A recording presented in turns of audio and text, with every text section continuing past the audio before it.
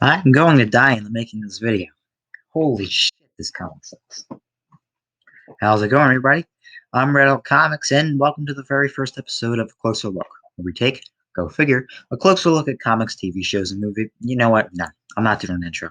This comic doesn't fucking deserve it. There's so much wrong with this damn comic, and, well, we're going to cover it today. Why am I saying were, you may be asking? Has Red Elk finally lost his mind from reading the comic equivalent to dog shit? No, I haven't. Or at least I think I haven't. Anyway, CJF Hotshot is going to be joining me in this video, a fellow Wally lover like myself, and a person that also despises this comic. Disclaimer: if you like this book, cool, good for you. You can have that opinion. If you think this book is brilliant, that is completely fine. I, however, do not think this book is good. I hate this comic. If you want to see me and CJF lose our minds for this entire video, keep watching. And if not, okay. So let's begin. I'm going to try to keep as biased as possible. Sure, that may derail as time goes on, but I'm still trying to. Now, since this is the very first episode of a new series, I'll explain how things work around here. I give a basic recap of the story throughout, I critique what's happening, and stuff that I like and don't like. So, let's get into this comic.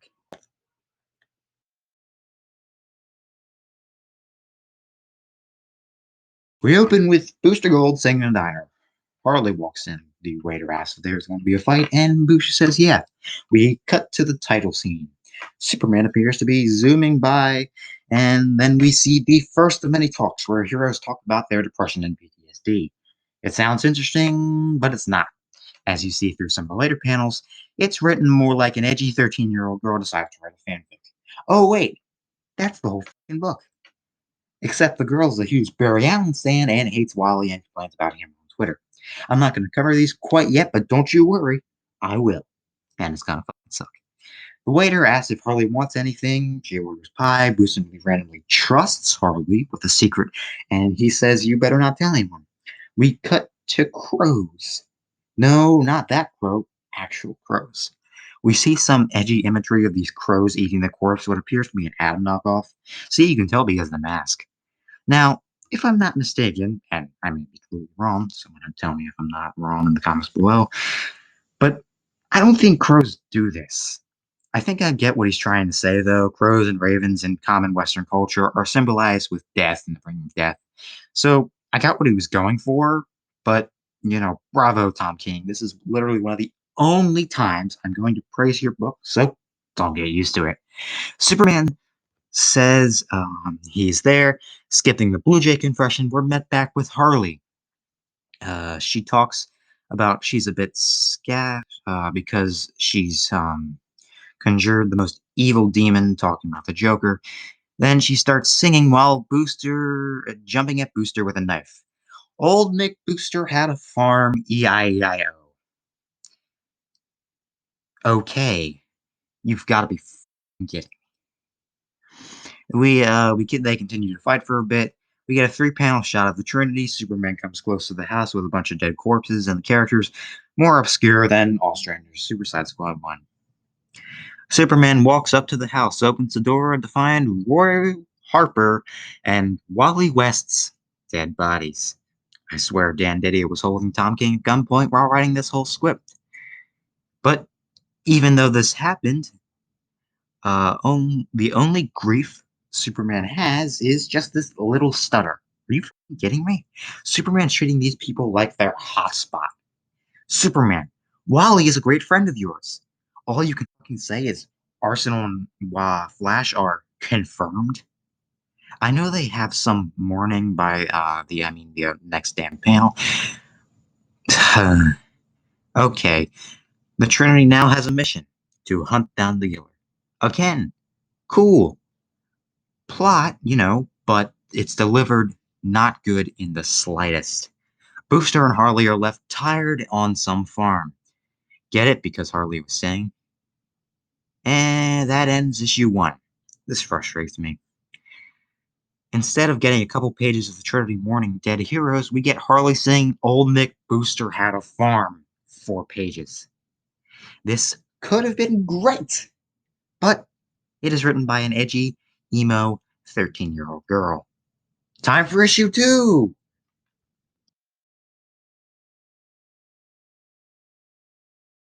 Issue 2 opens with Harley Quinn walking in the snow with lots of penguins around her. We get, you guessed it, the Penguin. And wow, does he look creepy. I actually really like how Clayman draws the Penguin in this issue. It looks like the Batman Returns Penguin. Anyway, Harley meets up with him and says everyone's coming for her. We cut to the three biggest dumbasses in the whole book. That's right, I'm talking about the Trinity. You know, I don't. I swear, Tom King's Batman only has three catchphrases: no, cat, and break your damn back. So they are investigating the corpse of a dead hero, and Batman says that all the info from Sanctuary is immediately erased, so whatever they can say whatever and leave. Brewster wakes up from the farm and immediately, apparently, Harley killed everyone, but it was actually Booster who did it. I don't know, stupid. The Trinity goes up to Harley. Meanwhile, Booster is thinking about turning himself in for possibly killing everyone. We cut back to the Trinity. And get ready for this because this is extremely fucking stupid. She defeats the whole Trinity. Are you kidding me? She steals Wonder Woman's lasso, chokes Batman with it, and gets him to tell her that the kryptonite is in his belt, grabbing it, shining in Superman, getting him away. What the fuck? Why didn't Superman just go and grab Harley? He literally has super speed. This could have been solved over in seconds. Instead, they have to make the Trinity super depowered for the sake of story. This is the definition of bad writing.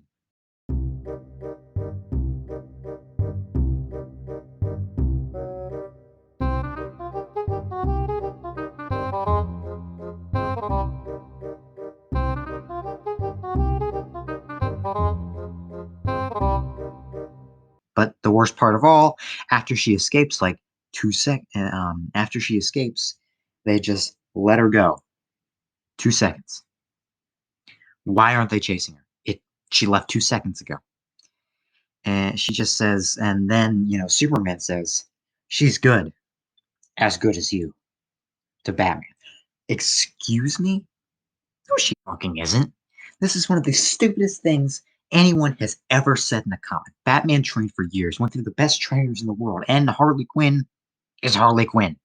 My god, this scene. Anyway, we discover that Lois Lane has all the info for Sanctuary. Okay, you know what? Now I can't handle this shit anymore. While I take a break from insanity, CJF Hotshot will take over for issue 3 and 4.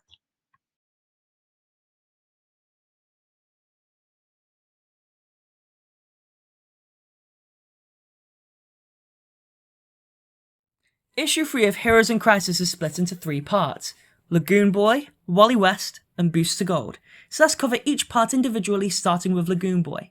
So after being stuck in the super therapy center for 3 months, the decided treatment for Lagoon Boy's condition is shooting him in the chest over and over and over again. This is because the treatments that are here are decided by the patient, which isn't a good thing when you realize that Lagoon Boy hates himself and is trying to make himself repent for dying by killing himself. This doesn't help him heal. This just slows down the pain. This just slows down the suffering. It makes it longer.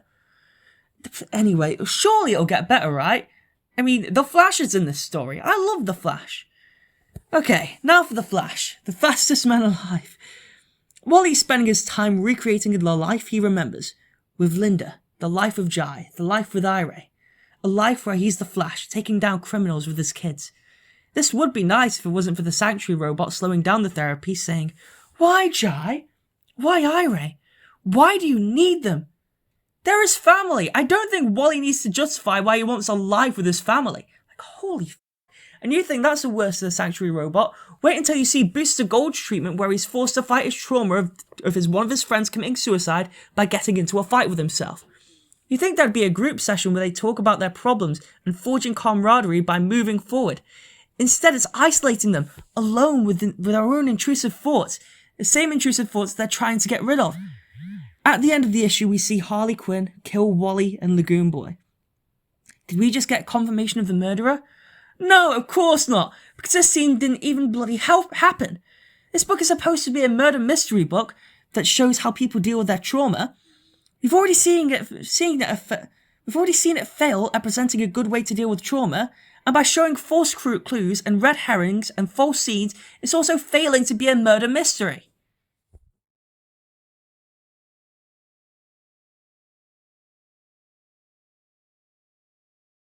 Moving on from issue 3, issue 4 begins with Tempest piss drunk in the pub, with mourning the deaths of Wally and Roy. I don't know how I deal with this situation in continuity, because they're fictional characters to me, but I know as hell I was sad at this point, so I don't blame Tempest, but it does show DC's tendencies to make sure all the Titans get fucked over at this point. It's not just applicable for these Titans either. Dick Grayson in his own book isn't even Dick Grayson at this point, he's Rick Grayson. Okay, one book at a time. Donna Troy drags Tempest out of the pub with a title card just saying, "Fuck this," which accurately describes my reaction to the entirety of this book. We cut to Barry and Bruce comparing notes about who killed the heroes. Barry thinks Booster did it, Bruce thinks Harley did it. Why is this scene here, you may ask? Well, because at this point, that Tom King wants you to read the tie-ins. We're not doing that because they only impact the Batman book, the Barry Allen Flash book going on at this point, and the Green Arrow book. So Wonder Woman discovers that both Booster Gold and Harley Quinn are telling the truth about who killed the Sanctuary occupants.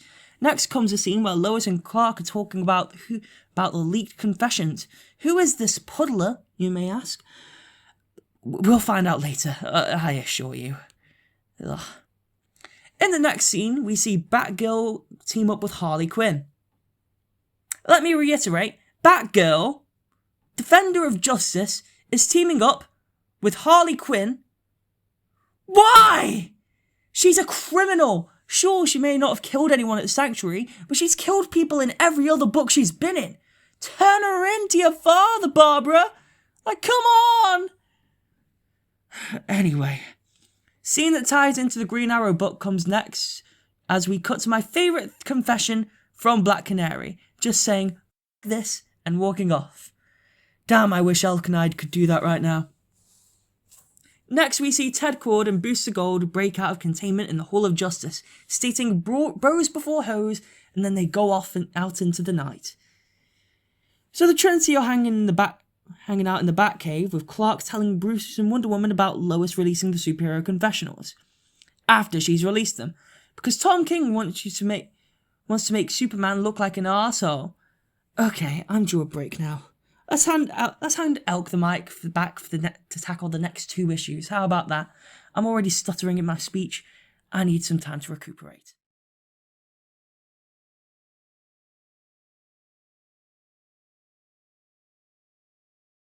Wow, I'm back.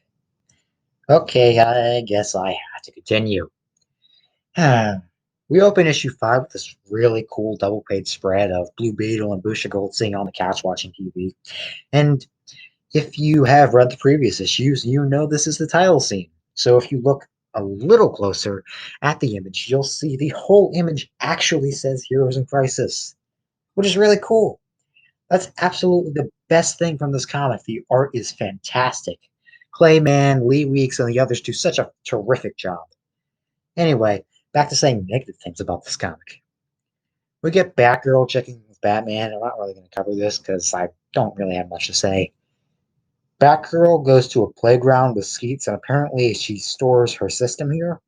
And I think Batgirl would choose a more private place than a literal public playground.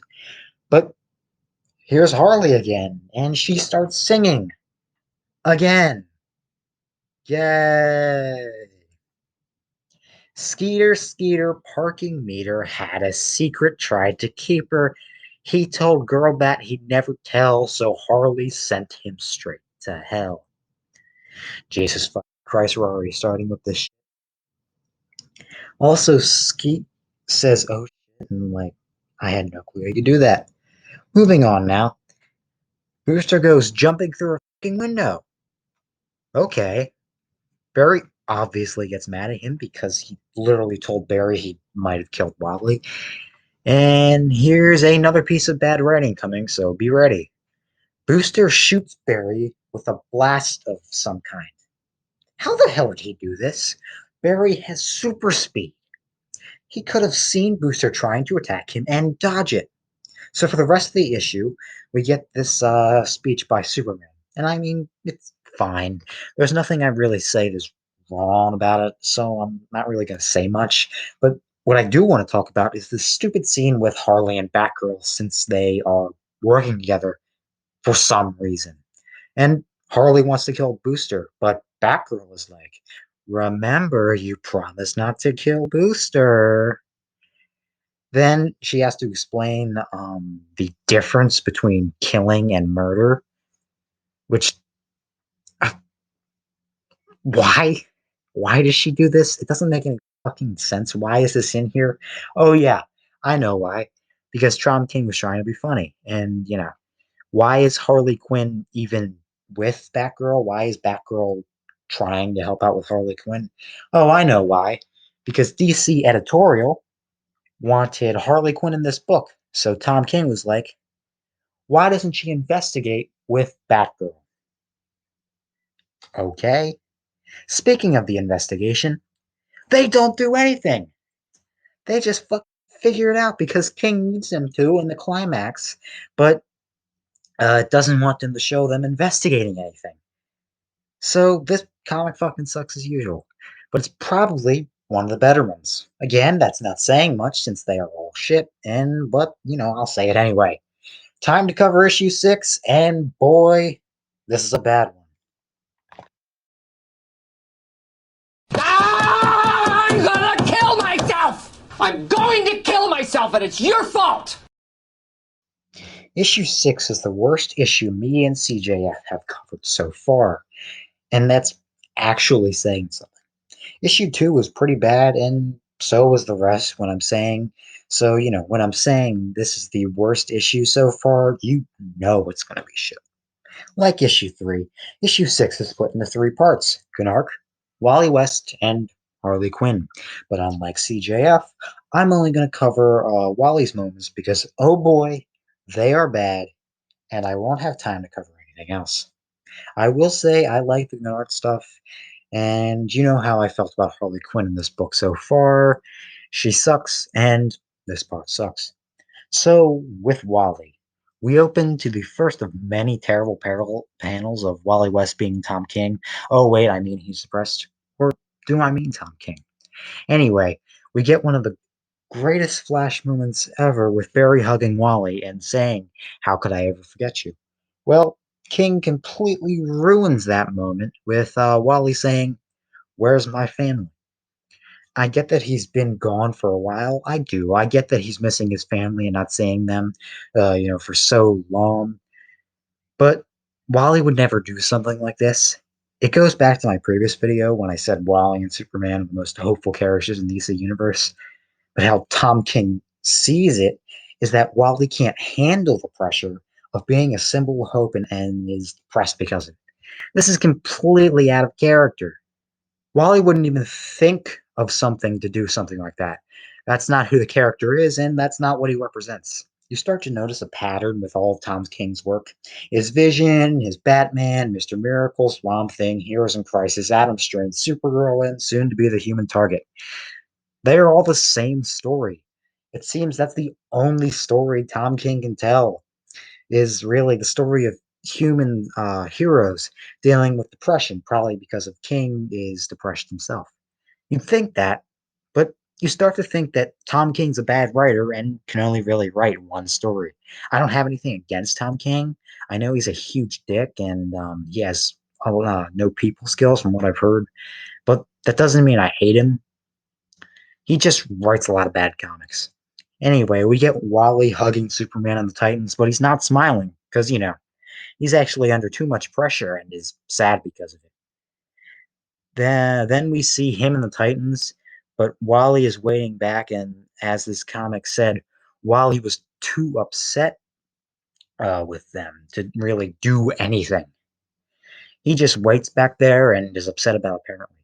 Apparently, Dan Abnett's Titans really never happened. Tom King is extremely fucking selfish. Why would he do this with the character? He doesn't deserve to put the character in changes that he didn't create. He didn't create the character. How entitled does he think he is to where he can shit on all the writers that spent decades developing him, shitting on every single fan that ever enjoyed it. Fans that spent years reading that character, thousands of dollars spent on that character. This is what I hate most about the industry. When writers like Tom King destroy a character and completely shit on him so more heroes can be like him. So Tom King doesn't have to feel bad. This is the definition of being entitled. Fuck that.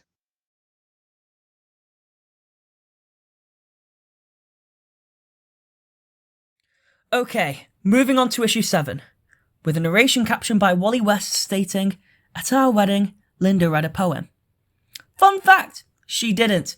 Tom King didn't read either of Wally and Linda's 2 wedding issues to check.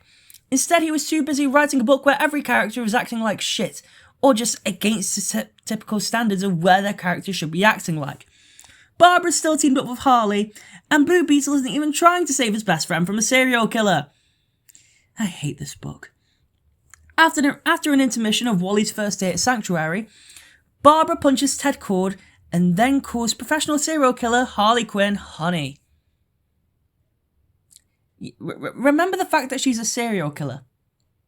Why is Barbara even being friendly with her? She's a serial killer. She's a supervillain. Next scene is after Wally's first week at Sanctuary, where we see that Sanctuary is making the poor lad worse. Probably because it's not a good idea to leave someone alone with their own thoughts for any time more than 2 days. Another intermission where we see Barry and Bruce either looking for Harley, Booster, or the Puddler. It's unclear which. So Booster Gold begs Harley Quinn to euthanize him. Harley refuses and lays to the ground next to Booster as they talk about some fake deep shit that Tom King inserted. Yes, I am bitter. So next, Wally revives Poison Ivy. Somehow. Yet, flash fact, Tom King doesn't understand how the Speed Force works. Keep that in mind for later in issue 8. So the Dumps and Foursome find out that Wally is still alive and decide to go after him. Bruce and Barry find out the alarms have triggered. Somewhere. Yet we never find out what those alarms are, so we next see Wally just about to euthanize himself, just after Poison Ivy comes back to life, as we end the issue with Wally having a mental breakdown after his 3rd week at the Super Therapy Center. And it only gets worse from here. Holy Jesus. What is that? What the fuck is that? Issue 8. Here we go. Wally describes the feelings of isolation and loneliness in vivid detail. The fact that he felt like he was the only one experiencing trauma. Sanctuary's isolation policy made Wally feel worse. Who would have known that being trapped in your own thoughts is the last thing someone going through a traumatic experience needs? Oh wait, literally everyone except Tom and Dan. So Wally goes into the Speed Force and finds all the deleted Sanctuary data within. Again, that's not how the Speed Force works, but we'll save that rant for later. Anyway, Wally was overstimulated by the other people's pain. Not the first time this happened. The Sanctuary alarm goes off and the Speed Force lightning explodes from Wally, killing everyone else at Sanctuary. Again, that's not how the Speed Force works. That makes strike 3.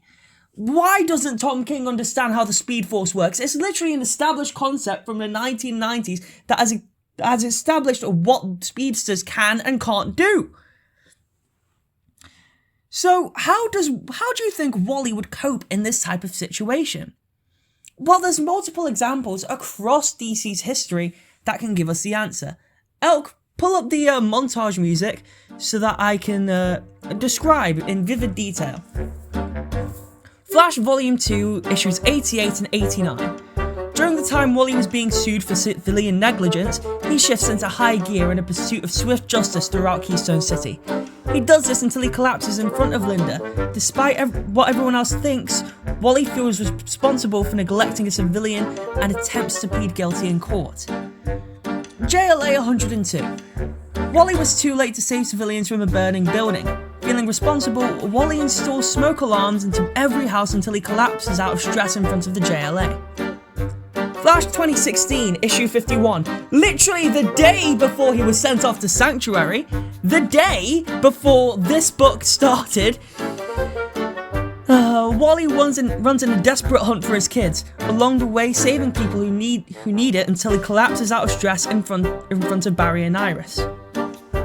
What about here, you may ask? Well, Dan DiDio decided it was a good idea to have Wally cover up the murders, kill himself 5 days into the future, and then frame Booster Gold and Harley Quinn. Why? Disregarding everything else Wally has done as a hero and made him... Wally's done as a hero, they made him look like a sociopath. Thus was later retconned by Joshua Williamson in Flash Finish Line. But that doesn't excuse DiDio from making a hero look like a villain. Also, Wally is the Puddler. Yeah, Wally's the Puddler. I hate this book. How many issues are left? I don't have any more, do I? Which means there's only... Oh god, issue 9. There's still an issue.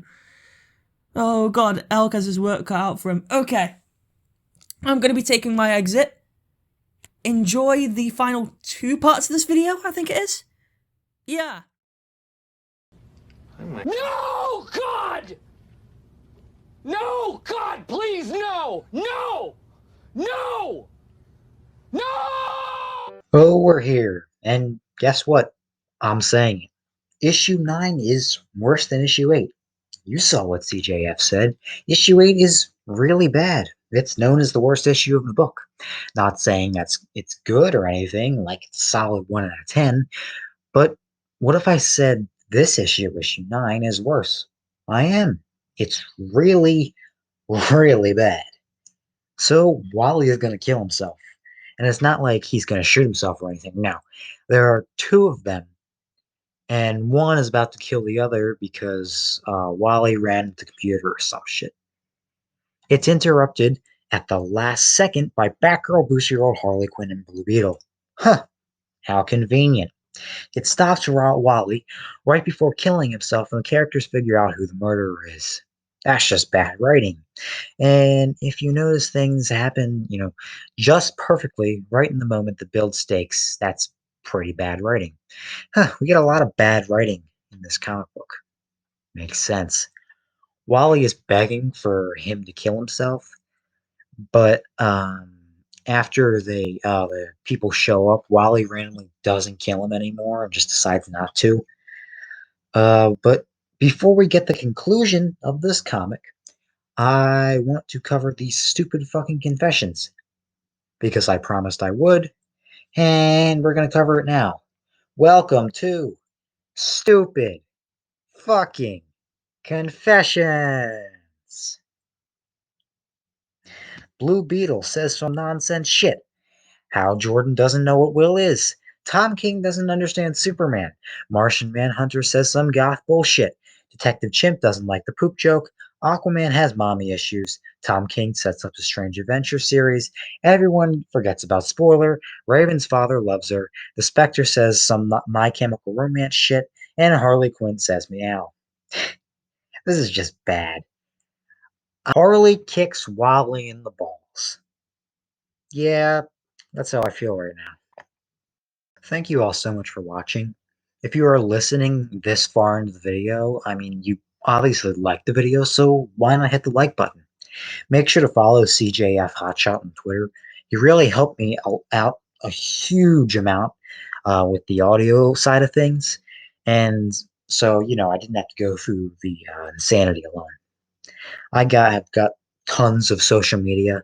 Follow me on Twitter and Instagram. I've started a Patreon where very soon there will be exclusive content. If you want to support me, that is awesome. I have a Discord server. If you want to talk about comics, TV shows, and movies, you can join me there. And I have a newsletter. New issues are out every Saturday, and you can sign up for absolutely free. Links for all of that can be found in the description below. Subscribe and hit the notification bell so you don't miss a video. Speaking of, you voted, and the next video I will cover Brian Michael Bendis' Superman. Oh boy, do I have a lot to say. Anyway, have a great rest of your day, and I'll see you on the next one. Bye.